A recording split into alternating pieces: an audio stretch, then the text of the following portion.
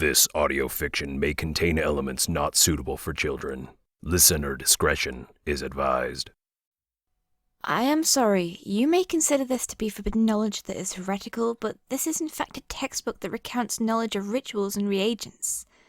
The mono-cleric motioned with her index and middle fingers.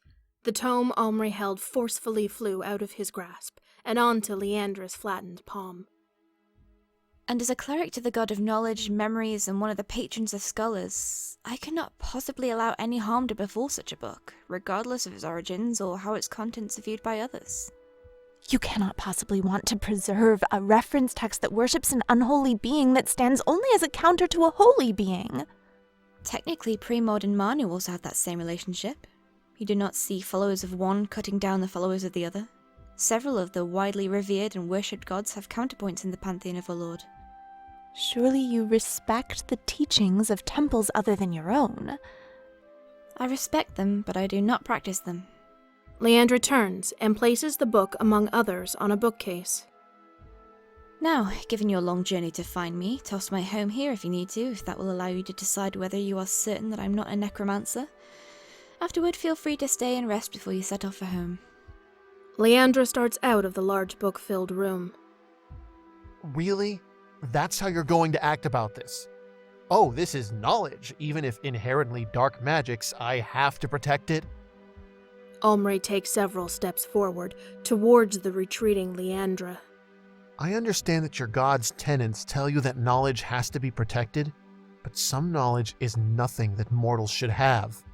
Leandra stops and turns toward the Mara cleric. So, you are upset with me because you happen to dislike this subject? I am upset because you're guarding something that is nothing but evil. Omri? Is this really the time to be starting a fight? It really isn't best to argue with our host. I'm sorry, but who are you to designate what is good or evil? So what would you call the desecration of the dead then? Do you think that there's nothing wrong with that? Knowing the limits of what magic is capable of doing is something worth preserving. Whether you like it or not, this is historical knowledge. The Manu cleric motions toward the tome. It is important for us to know what we can or cannot do in conjunction with and independent of the gods. That remains true whether you agree with me or not. So what, you think that all knowledge is inherently worth preserving then? That your viewpoint is the absolute and that you are the one whose opinion is unquestionably correct? Unlike what you have showed towards me thus far, I respect that not everybody will agree with me. But I am upholding the dogma of my temple. Manu is the essence of knowledge.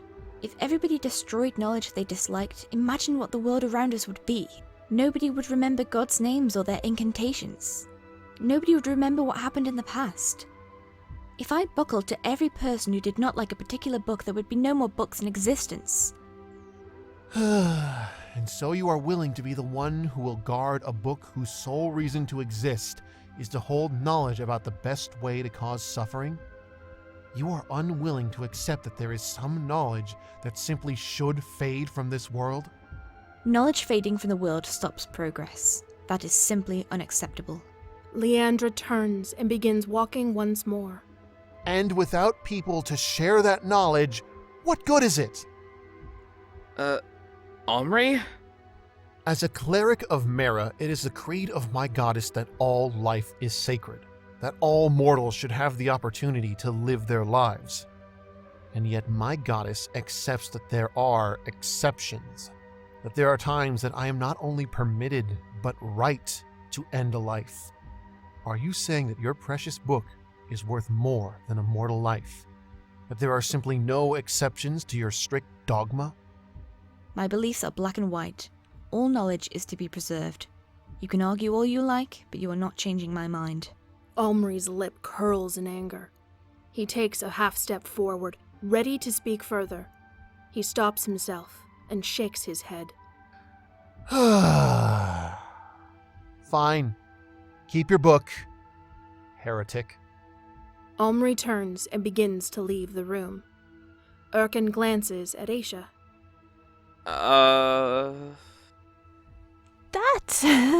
That seems a bit harsh. Leandra turns toward the Mara clerics. Your insistence on defying my god's essence paints you as a heretic as well.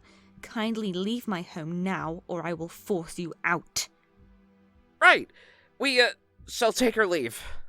Ercan bows slightly before turning to follow Omri out of Leandra's home. This could have gone better. Aisha catches up with the other two. Leandra sits at her desk. She reflects on the visit she had with the Mara clerics. She rarely has visitors, and that group gave her a peculiar encounter. She had learned the other gods' doctrines out of curiosity, but ultimately she stayed with her chosen beliefs in Manu. It is not as if I was going to give the book to those who intend to insult one of the gods. Leandra looks at the book briefly. I do wonder what sort of person would practice magics that mock the belief system of a god. Leandra shrugs off her curiosity. She stands, shelves the book with other similarly authored texts, then retires for the evening. Nasius, a cleric of Myrefall, bows to the merchant with whom he had been speaking. Thank you for sharing what you know. I'm deeply appreciative. Nasius steps away from the merchant and approaches the fountain at the center of the market, where he and the other clerics who had formed a search party to locate their fellow clerics had agreed to meet once they had finished their respective investigations.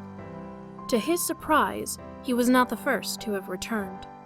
So, if you've had the same luck as I have, then we know they did make it here some time back. They did, but something one of the merchants here had on hand caught their attention and sent them off in a different direction. Nobody seems to know what they saw, though. Alright, well, it's something to go on at least. And we know they didn't go and do the same thing you did to us all those years ago. Hey, I hardly meant for that to happen. Still, I do get what you mean. Their search having proven less than fruitful, Omri, Ercan, and Aisha step into the inn where they were staying for the evening. A frustrated sigh escapes Omri's lips as he and the other clerics settle at a table in the corner, none of them paying the room much mind. Moments later, a shadow is cast over them and their table. I'll have whatever the strongest drink you've got is. I said I'll have... Omri looks up at the source of the shadow and pales at the sight of his friend and fellow cleric, Nasius. The larger man's arms are folded over his chest, and he wears a stern gaze. Good to see the three of you are still alive. Surely you must have realized how worried we all were, yes? Nasius's gaze flits back and forth between Omri and Ercan. Especially considering that the two of you know better than almost anybody just what it's like for your fellow cleric not to return to the temple within the expected time frame. Omri drops his gaze, guilty over having been the one to drag the other two off on their lengthy distraction. It wasn't their fault, Naz. I'm the one responsible. I got them caught up in a distraction when I caught sight of something at the market. Nasius taps his finger against his arm in frustration for a long moment before sighing. I see. Well, you can tell the High Priest all about it when we get back to Myrefall. For now, I'm just relieved to see you're all still alive. But so help me, if you do something like this again... Never mind. Just rest up. You look exhausted. The three clerics nod at Nasius. Good. See you all in the morning, then.